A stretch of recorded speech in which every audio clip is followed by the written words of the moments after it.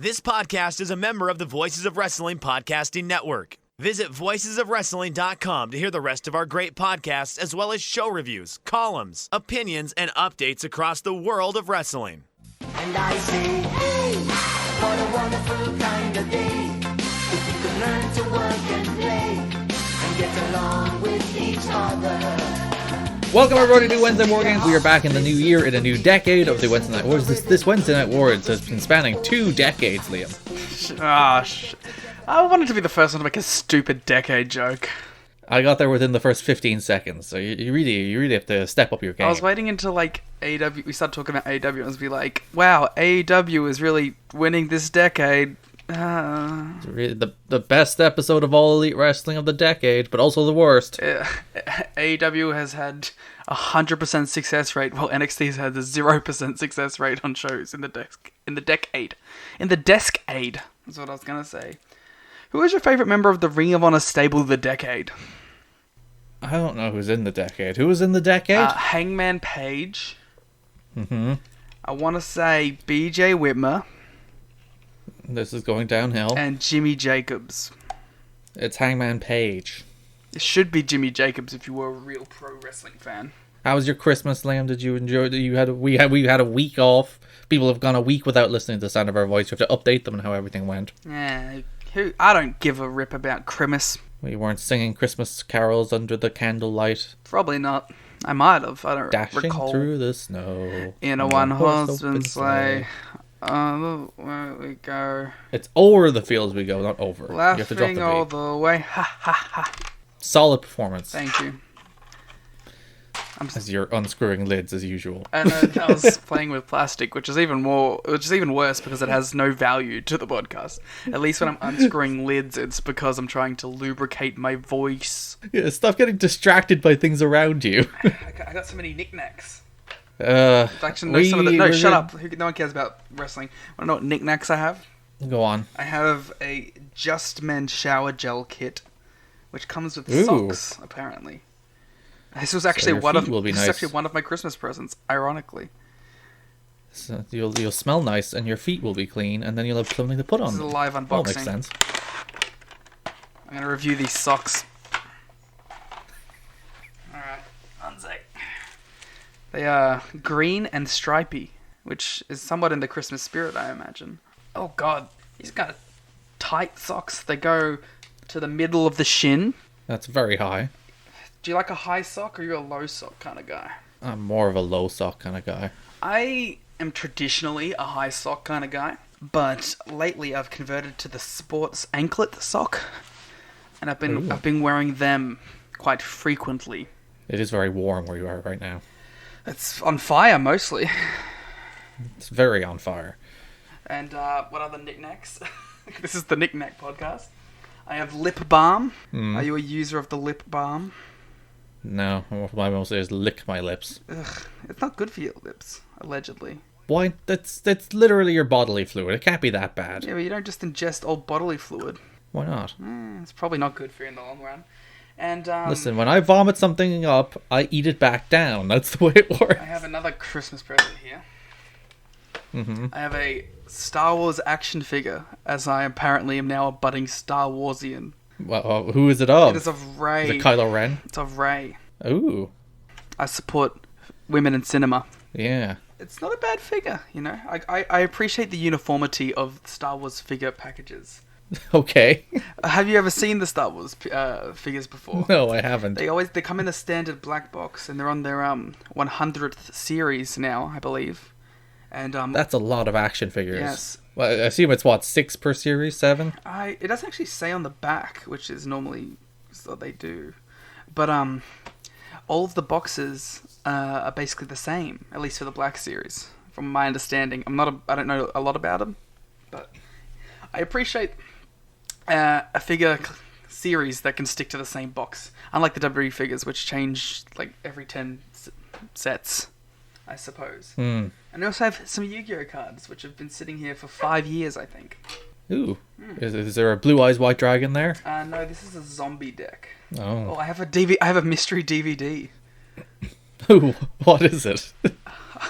It's a Ring of Honor DVD, a compilation DVD. That's unfortunate. Ring of Honor From Love to Hate, the Jimmy Jacobs story, Disc 2. My Jimmy Jacobs fandom coming through in spades on this podcast. A lot of Jimmy Jacobs adjacent things happening here. Much like this show. Well, yeah, he's on it. Hangman Page is on it, which is adjacent to the decades. So there you go. It all ties together. NXT wasn't on What this a week. hot It was on start last to this week. podcast.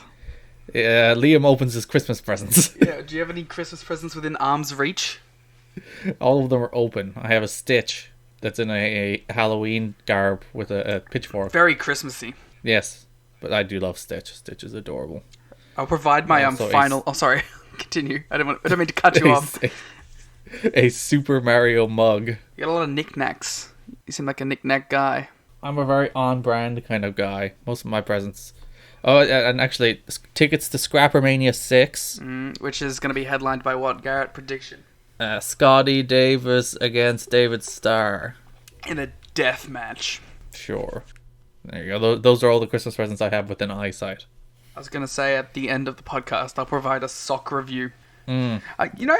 Or you'll faint before the end when the circulation is cut off to your legs. Or from the smoke in the air. That's a chance too. You know, this is a big show for us. We have awards. Oh yes, we do. We have the first AEW and the first and best AEW show of the decade, and an NXT clip show, I guess.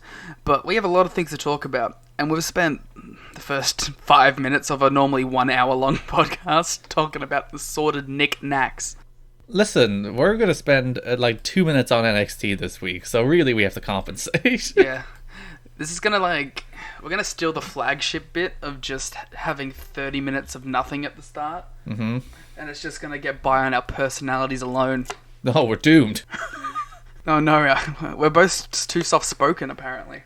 We're two nice young gentlemen who cannot match the king of banter. I don't think I'm soft-spoken, but I've been told that now. You're and now it's in my definitely head. soft-spoken. You have a nice, soft, pleasant Australian accent. I think it's just the accent as opposed to like how you speak. Alright. So, I'm trying to put energy in it, but I still come across as soft-spoken. Yes. An eternal struggle that I will face. Oh, I have a letter. Who's it from? Should I open it? I'm opening this letter. What's in it? It's a letter hope from it's Tony. It's a not a- cease and desist from Tony Khan. Letter ASMR. The- Oh, it's from Vic Rhodes. Who's that? Cody's brother? Vic Rhodes. Oh, it's my driver's license. You can drive now? No, this is my full driver's... This is my mum's full driver's license. Why do you have it? I don't know. She probably needs that. You've been pulled over. It's like, I have it here somewhere. This has been here for 2 months. Oh boy. Well, there we go. Good thing I did open that. I also thought my mum's photo was me. So, I'm sure the resemblance is uncanny. yeah, we both have long hair.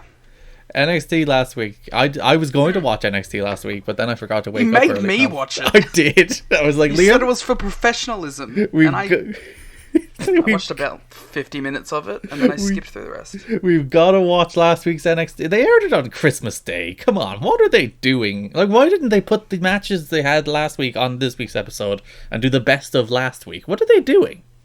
Didn't they do hella numbers though?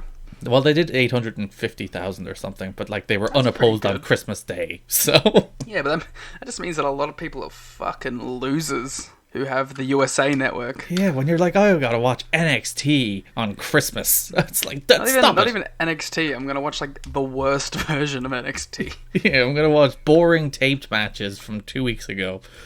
Are we just gonna skim through this? Apparently Roderick Strong and Austin Theory was very good. Well, yeah. That's the one match I have anything to say about, really.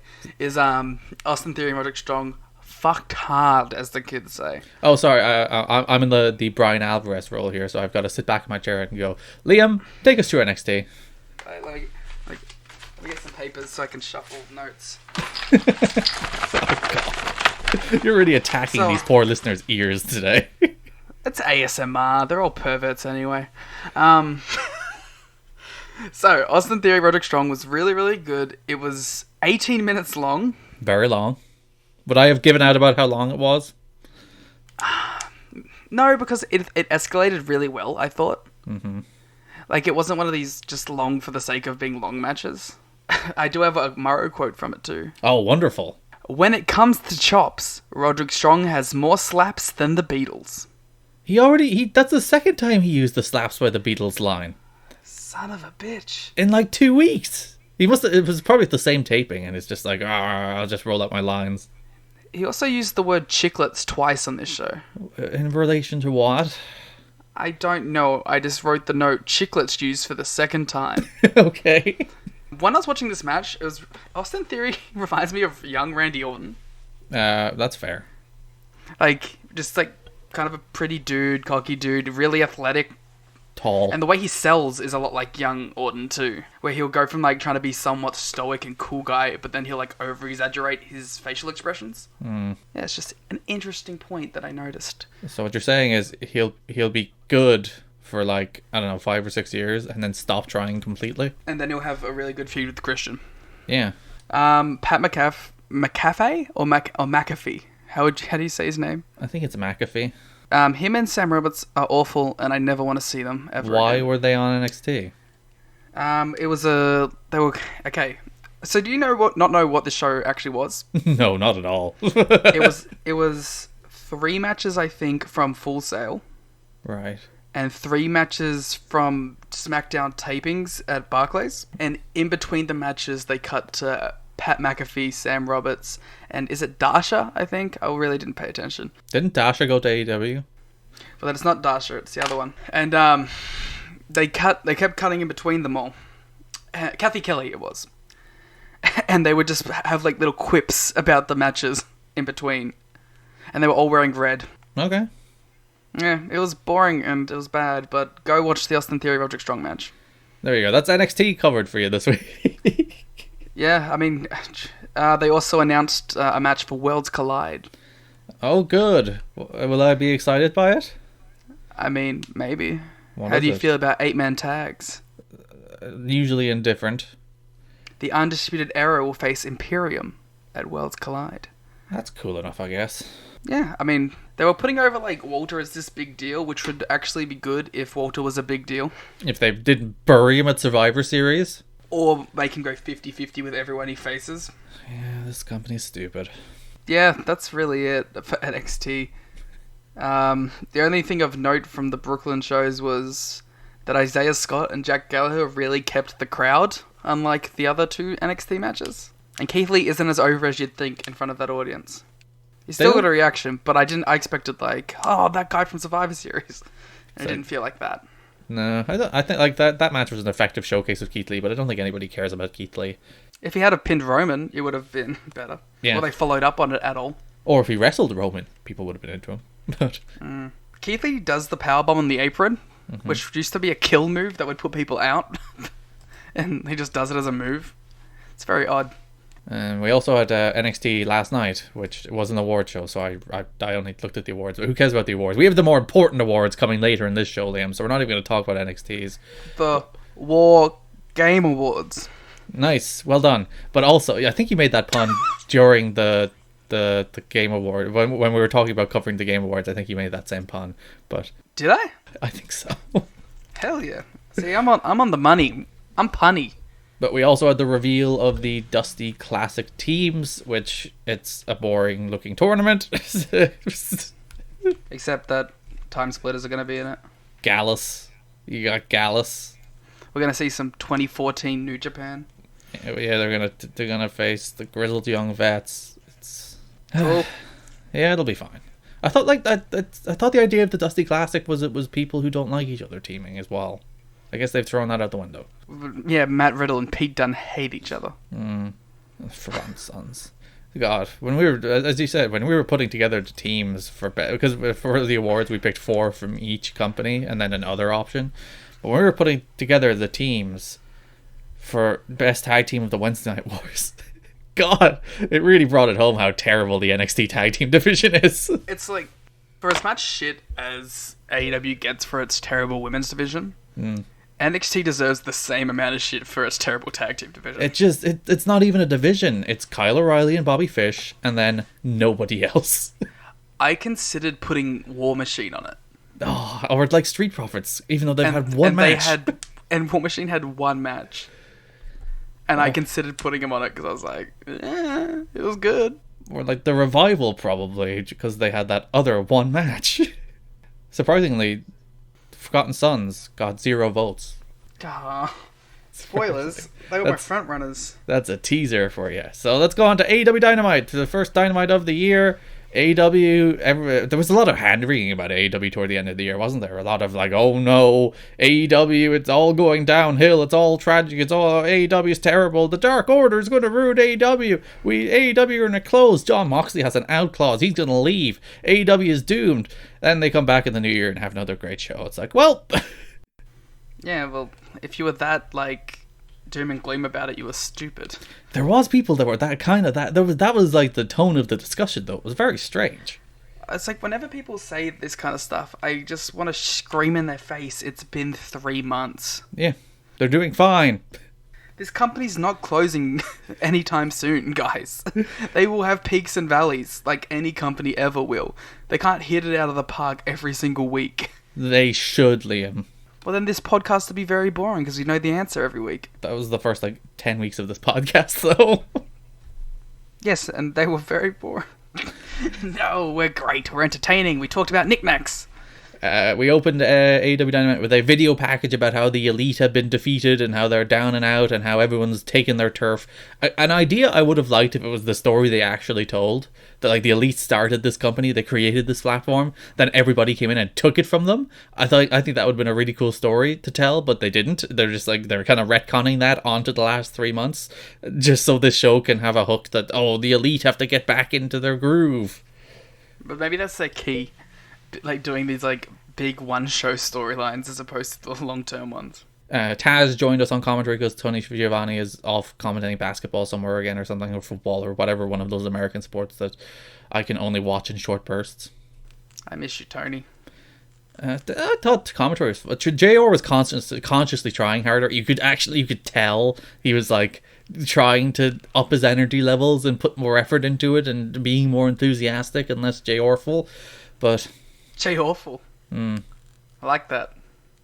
I assumed that was a Garrett original. Yeah, look at me and my puns. You weren't pleased, though. I think you've just gotten sick of the sound of JR's voice. I have. I don't want to hear him anymore. I don't want to compare it to PTSD. I was going to say PSD. But it might be PTSD. You just can't... You've heard him be bad too often that you just wince. You anticipate it. Yeah, it's like what it was for Morrow until I just started laughing at him. You should just start laughing at JR. There you go. Problem solved. Yeah, but I want to like JR. I've given up on Morrow. I don't want to give up on you, JR. I didn't really consciously notice Taz during the show, in neither a good way or a bad way. He was fine. He was there. I like him. I would prefer if it was Taz, Tony, and Excalibur. We have Chuck Taylor and Excalibur to look forward to on Dark, though. So yes, and where is Golden Boy? I assume just busy with other commitments. Yeah, he's a very busy man because he does Overwatch League and every esport under the sun. But yeah, he hasn't done much lately, has he? Robbed for esports caster of the year. Didn't Shox win that? Yeah. Worthy winner. Shox is great.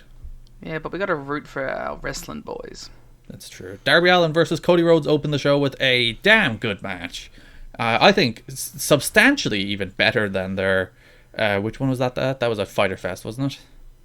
Yes. Yeah, substantially better than the Fyter Fest and Fight for the Fallen. They're similar names and being 2 weeks apart during the summer. It's which one was which?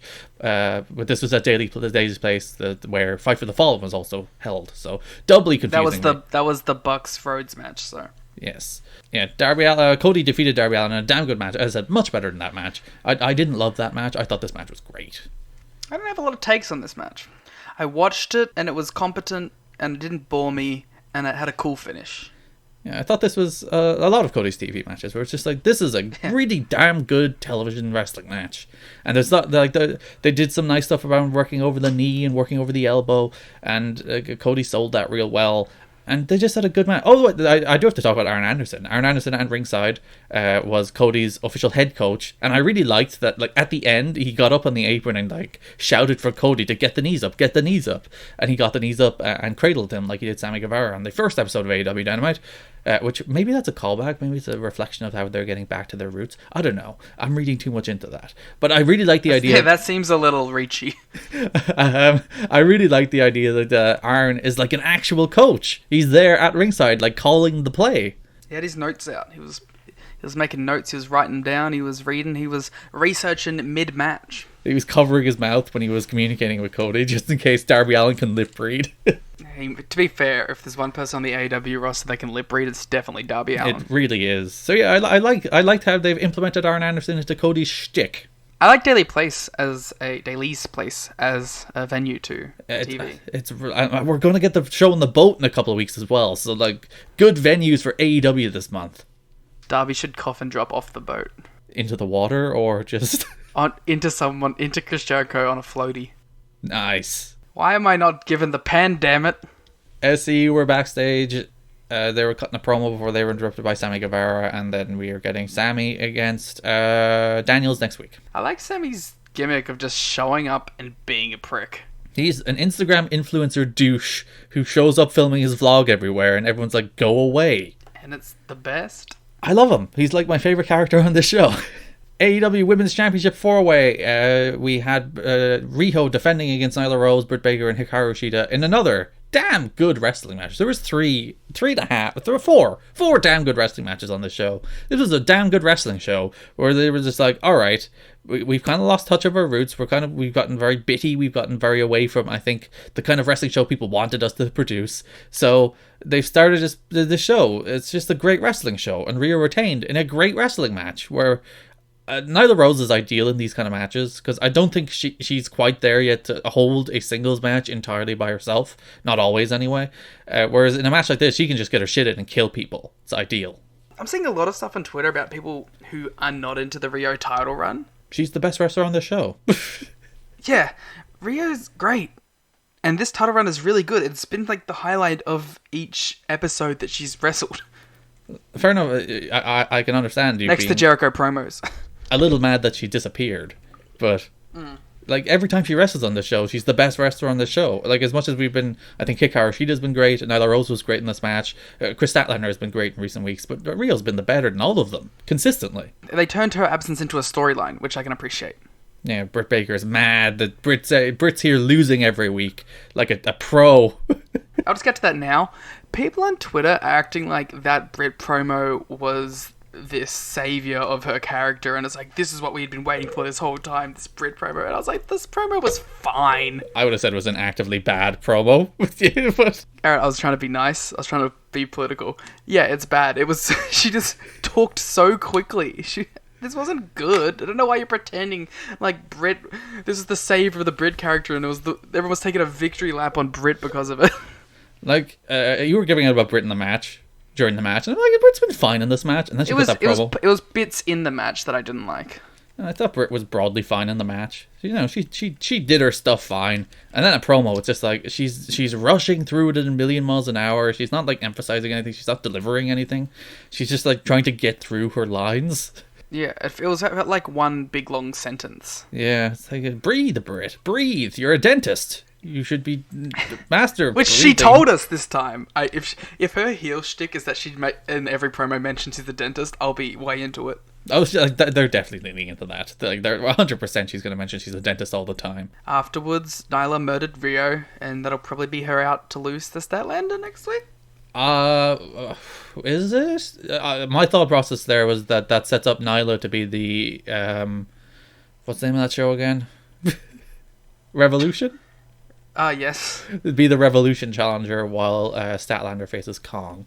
Just quickly, didn't NXT have a show called Our Revolution? Yeah, no, it was Or Evolution, not a Revolution. It's completely different. Yeah. Okay. And cool. TNA had a stable called Revolution. Yeah, well. With James Storm. Or I guess like they could still do Nyla against Rio and Kong against Statlander, but like the belt could be on the like if that either of those could be a title match if Statlander wins. So we'll see. I like How Nyla came back from suspension to immediately receive a title shot. At least like they mentioned that on commentary again, where it's like, oh, she was so dominant before she got suspended that she's still in title contention even when she's been gone for a month. Was she, though? She was number 4 on the rankings and had lost, like, every single Dynamite match. Listen, she only got the title match because Chris Stanlander was double booked and they had to give everyone else it's fine. Of the debacle that was the Chris Stanlander double booking, the worst thing, like Nyla Rose getting a title shot is probably the lowest on the pecking order. Yeah, she should have just she should have just. I don't get turning down a title match on TNT on an unopposed AEW show. Well, she had a prior commitment and she honored that commitment. Cool for her, I guess. Which, like, that commitment was known about when she became... There's no reason to get into this. This has been gotten into over the last 2 weeks. It was stupid. Well, we weren't here, so... But, like that title shot was, like, they knew she was booked on New Year's Day when they gave her the number one contender. Neither they nor she say at any point, I'm not available on the date of the show in which I have to get this title shot. But alas, maybe she didn't know when she was getting the title shot when she won number one contendership. When you're working with talent who are still working indie dates, you might need to let them know that kind of stuff. Maybe they just assumed that she'd take the shot and turn down whatever she was doing. Well, if you've made a prior commitment, you should honor the prior commitment. She did the right thing. It was AEW that screwed up. Speaking of screwing up... God, that low blow segment. The one miss on this show, I feel. Well, it was like people always give out about stuff like this. It was 20 seconds in the show. Stop it. But you made the point in the DMs. This was clearly. This should have. I hope this is a pre-tape, and if it was, they should have done another take.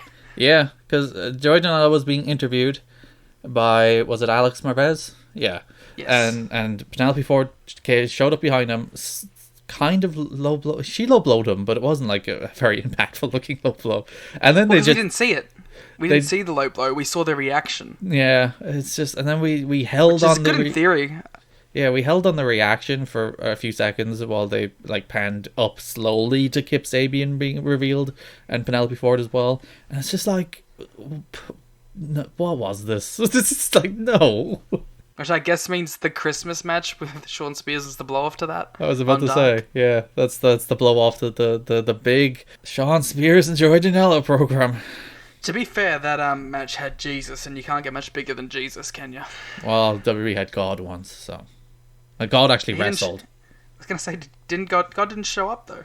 He was booked in the match, though, so... He no-showed. That's even worse. The Dark Order are not dead. They are still alive, and they have a leader, an exalted one, as they said.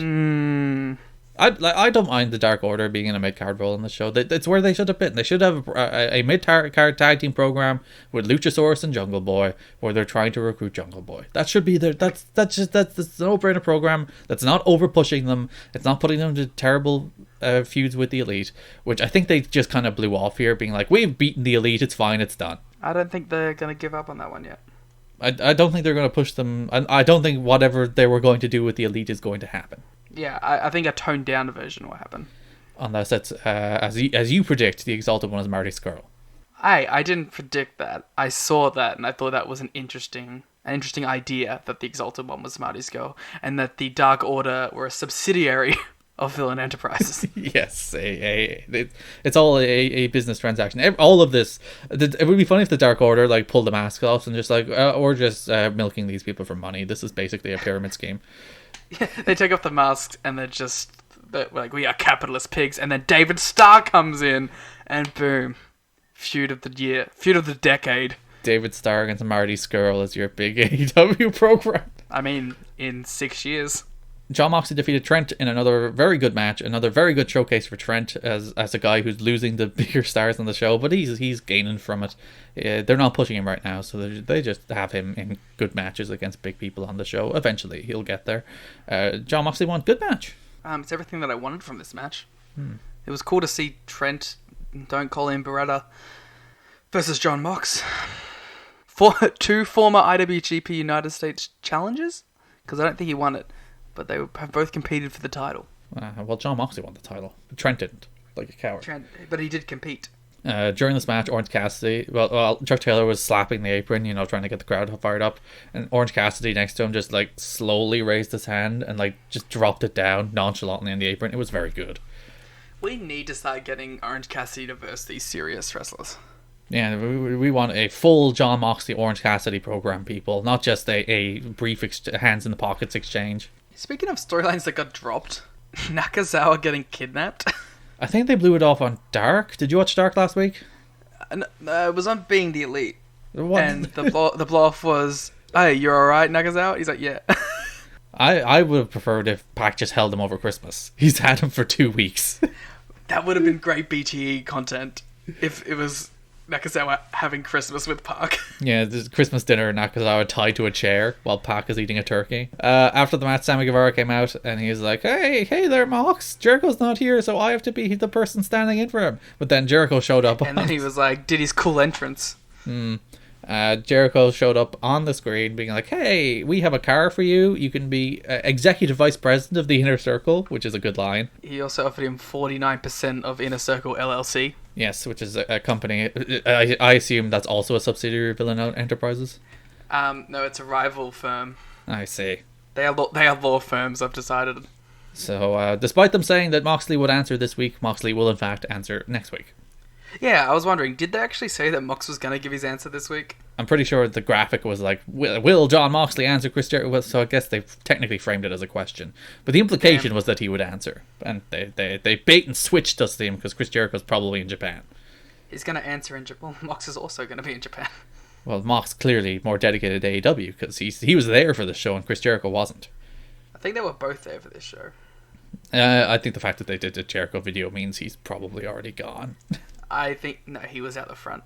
No, he actually is in Japan, isn't he? Because he posted that video with Tanahashi. Yeah. Which I suppose this is our cue to talk about that?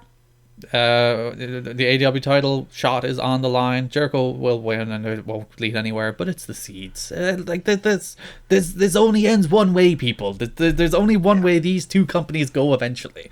I don't think it's in the near future. I still think it's months down the line. But like the gravitational pull of pro wrestling will pull these two companies together, whether they want to or not.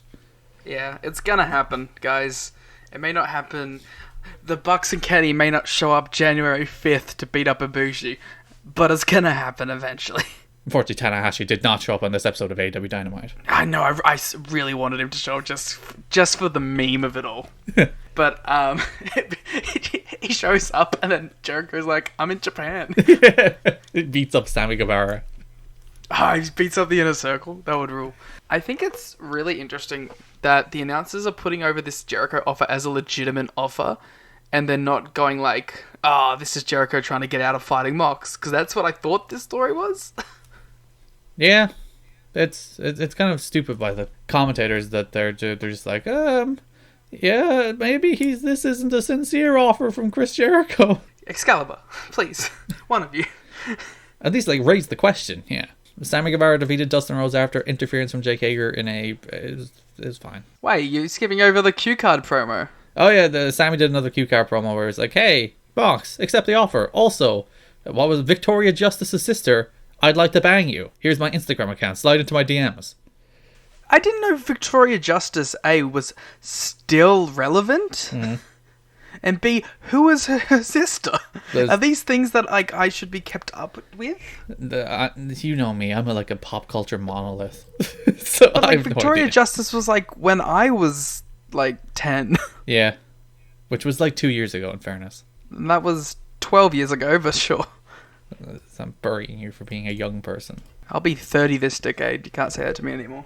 So yeah, also Sammy said he'd break Dustin's hand this time, I think it was. His hand and his back. Yes. And his leg. He had a nice little diagram of the broken arm. Which the announcers loved. Yes. This match was kind of long and boring though. Yeah, it was. Dustin did a Canadian Destroyer in the apron, which was cool, I guess. Then Jake Hager did his Hager effect, which is a low blow, and he pinned him. I assumed that Hager and Dustin, please. So we can move on to Hager and Darby. I assume Hager and Dustin is the Revolution match. That's going to get all those buys. Yeah, that's the big pay-per-view match. The big Jake Hager debut. How far away is Revolution? End of February. It's Leap Day, so it's 8 weeks away. Jesus Christ. That's a lot of build. I'm sure you're excited. Private Party backstage with Hangman Page. Hangman Page is drunk. Private Party are obnoxious. Aren't Private Party baby faces? They weren't obnoxious here. They're obnoxious every time they're on screen, Liam. Yeah, but I don't know. It's like, look at those guys. It's not a boo. It's not even a boo. It's like, oh, those guys. I don't think it's that at all. I thought they were I thought they were funny here. I don't think that's how it's intended to come off. That's how it comes. Maybe it's my default objection to young people.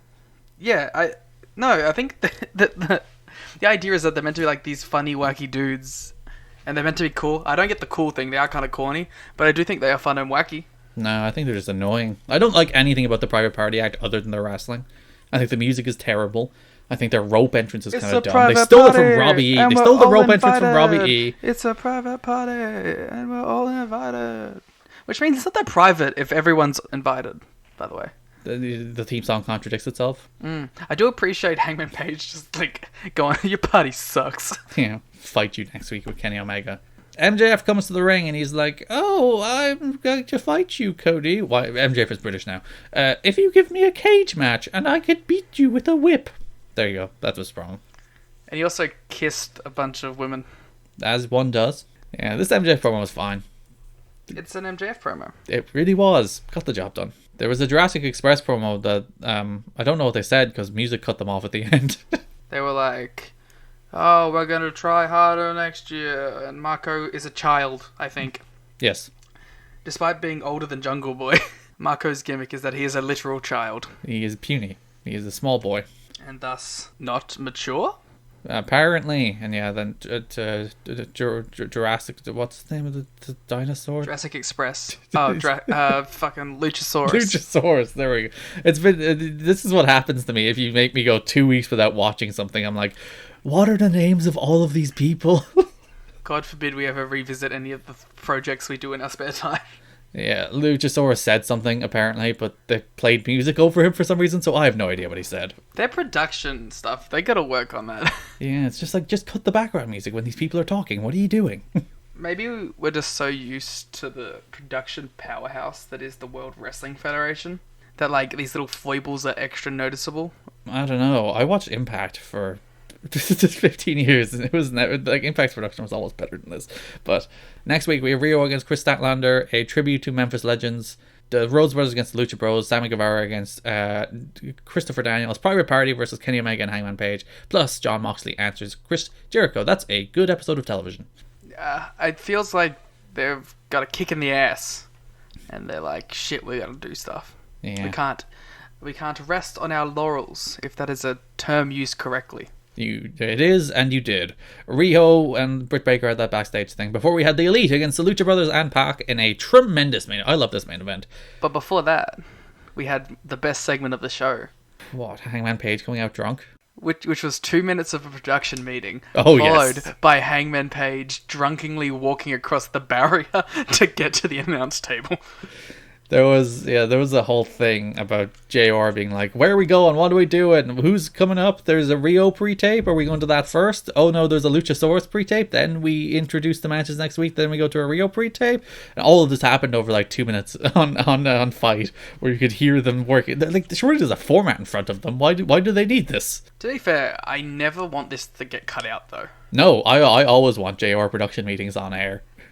Yeah, it's good. And then like the the warming up of Adam Page, like, hey, there's a cough button. If you need to cough, you can press that. Page is fine on commentary. Yeah, I liked the little so you're teaming with Kenny next week, and he's like, oh, that's the first thing I've heard about that. And the other note from Page in the match was JR asking that he's like, you've been trying to get away from the Elite, and Page responding with, yeah, I have been trying. So yeah, he's getting more and more disenfranchised with the Elite and their refusal to let him go. That leads us into the Elite defeating Lucha Bros and Pac. The Elite are back, Liam. It's fine. Everything is fine. They won this match. This match is great. I love this match. It's a freaking every single one of these matches. It's just like big dumb 6-man tags with loads of moves, and I'm like, yes, this is pro wrestling. I appreciate these crazy Bucks matches a lot more because we don't get them all the time anymore. Yeah, when there used to be like 4 of them a week on the indies, just like Bucks going nuts. But it's like, So I can appreciate getting a wacky 6-man every now and again. and for a guy who generally loves doing his like overly long epics, Kenny Omega's very good at these matches. And he hasn't even done the overly long epics since joining All Elite, I feel. Well, the Moxley one was... Yeah, but that was a different beast. It was still 40 minutes long.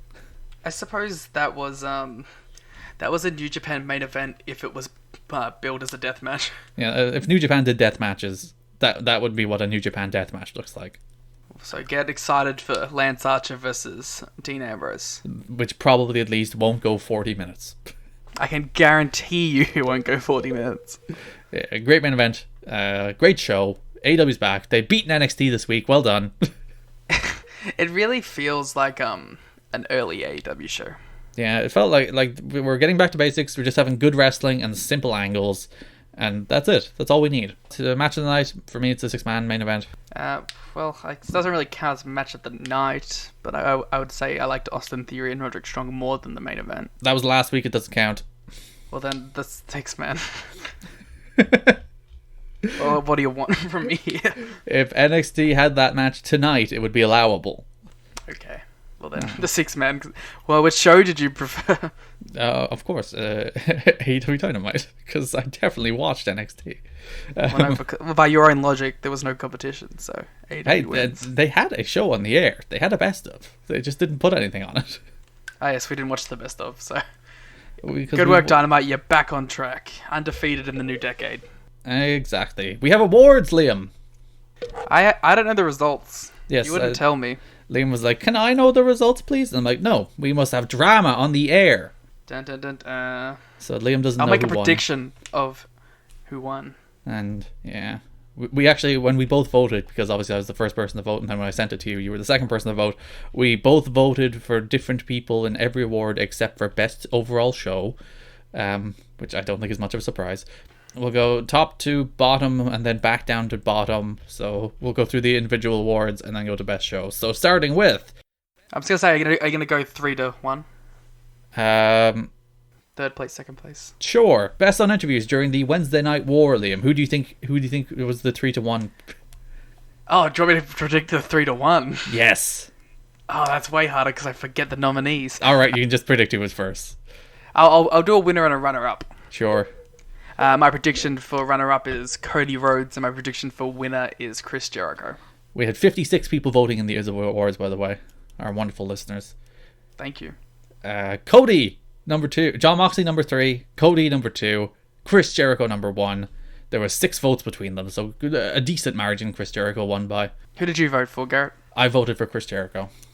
I voted for Cody Rhodes. Because when I sent you this award, you were like, we should name this award after Cody because he's going to win it so easily, and then Chris Jericho won. Why did you have to out me in this way, bro? Actually, they didn't need to know that. Even worse, I was like, Liam, can you send me 4 nominations from each, and then I'll adjust it. And Liam left off this list Chris Jericho, John Moxley, and MJ. He had like Hangman Page and Kenny Omega on this list.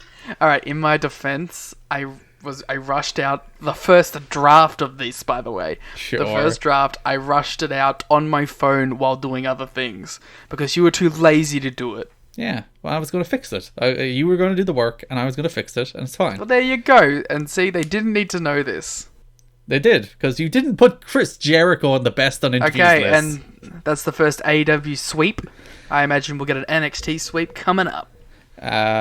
Interestingly, Keith Lee, 0 votes. Tommaso Ciampa, 0 votes. Finn Balor, 1 vote. Adam Cole, 1 vote. Really? Yes. Alright, whoever's listening, because if you voted, you probably are listening still. Why did you vote for Finn Balor? You can DM us, the DMs are open. You don't have to be exposed, but I want to know why you voted for Finn Balor. They loved his shoot promo. One second, let me pull up the other awards as well. We'll see. There was 2 people were in other. I've just pulled up the general results. I've tried to download the other ones, so we'll see what people put under. I'm actually curious about the other. I hope one's Brandy. Yes, definitely Brandy Rhodes. Brandy Rhodes is the best promo. We had a vote for Wardlow, who has not spoken a word on the television show. That's good though. And, I like meme votes. We also had a vote, speaking of memes, for Scott Steiner, who has been on neither television show. Was that you? It was not me. Female wrestler of the Wednesday Night Wars. Who won it, Liam? I'm gonna predict Rhea Ripley on popularity. Runner-up Riho. Winner. Actually, no, we'll get 3-1. Number 3, Riho with 11 votes. Number 2, Io Shirai with 12 votes. And number 1, the best female wrestler of the Wednesday Night Wars is Rhea Ripley with 17. Interestingly, Shayna Baszler finished 4th with 6 votes. And given I think I voted for Shayna Baszler, actually. Yeah, given she was like the dominant force on NXT the entire time, she finished 4th. Yeah, but voting and year-end awards are a popularity contest. We know this. I suppose, but yeah, Rhea Ripley is the best female wrestler of the Wednesday Night Wars. Who did you vote for, Garrett? I think I voted for Rhea Ripley. I don't remember. It was I voted for Rhea or Shayna, and I don't remember which. I voted Shayna. Any others on this one? Any write-ins for? I don't even know who they would write in for. Jordan Grace, apparently. God damn it, people! Take our votes seriously. Which Impact fan is writing in this? Oh dear. Best tag team of the Wednesday Night Wars. This was a very close vote, Liam. The team that won by 1 vote. Oh shit! So who do you think it was? I'm gonna assume it's the Young Bucks and number 2, Kings of Strong Kyle. Well, I left Roddy out. I specifically stated it's Skylar Riley and Bobby Fish. Who finished 3rd? Second was the Lucha Bros. First was the Young Bucks. 17 votes for the Young Bucks, 16 votes for the Lucha Bros. Very tight. Did Private Party receive any votes? Private Party finished 4th, but only with 3 votes. So there was a big gap. Breezango got a vote. Good for them. The write-ins. Okay. The Steiner Brothers and Wardlow. As a trio? No, there was 2 of them. One was the Steiner Brothers and one was the Wardlow. Is Wardlow voting? Apparently, he's putting himself. There's a period. Lucha Bros were like 4 or 5 votes ahead of one stage, so they almost staged a comeback. There you go. A vote worked much like their matches. Who was the best wrestler of the Wednesday Night Wars? Liam, who was it? Well, I voted for Leo Rush, but I don't think he won. No, Leo Rush received 4 votes. I'm gonna guess Adam Cole, baby. Adam Cole finished 3rd with 6 votes. Roderick Strong finished 2nd with 8 votes, and by a whopping margin with 19 votes, over double the 2nd place. The best wrestler of the Wednesday Night Wars is Chris Jericho. Ah, well, that makes sense. I was thinking purely of an in-ring perspective. Yeah, he's truly the MVP of both television shows, isn't he? Yes. Would you quit fidgeting with things? Sorry, my mic broke. And you've been like clicking for like the last 45 minutes? I've been clicking shit. You ain't know me. The fans love it. Any write-ins? I hope Wardlow got a write-in. We got plenty of write-ins for this one. We got 8. So let's go through them. Scott Steiner. Mm-hmm. We got 1 for Phoenix. 2 for Phoenix, actually. Phoenix was on my draft list, I'll have you know. I dumped him for, I think, Chris Jericho, who you left off. Who won? Io Shirai. Oh, yes. We got a vote for John Moxley, a vote for Cody, a vote for Riho, and another vote for John Moxley. So there you go. John Moxley was the one people thought should have been on this list, I guess. I guess.